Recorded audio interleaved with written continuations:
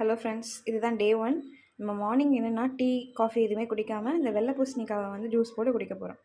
வெள்ளை பூசணிக்காவை சின்ன சின்னதாக கட் பண்ணிவிட்டு நம்ம இந்த பிளெண்டரில் போட்டு நல்லா வந்து ஜூஸ் பண்ண போகிறோம். ஜூஸ் பார்த்தீங்கன்னா நல்லா பிளெண்ட் ஆகிடுச்சு. ஸோ நான் இதில் வந்து ஜஸ்ட்டு நெல்லிக்காய் மட்டும் போட்டுறேன், 2-3 பீசஸ். அதுக்கப்புறம் திருப்பி ஒரு அடிச்சிடலாம். என்னோடய நெக்ஸ்ட் ஸ்டெப் என்னென்னா இது நல்லா ஃபில்டர் பண்ணிக்கணும்.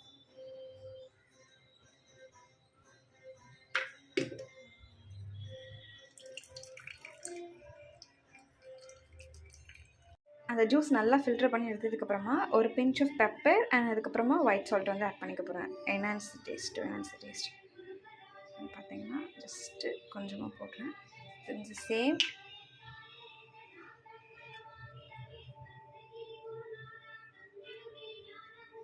நல்லா மிக்ஸ் பண்ணிவிட்டு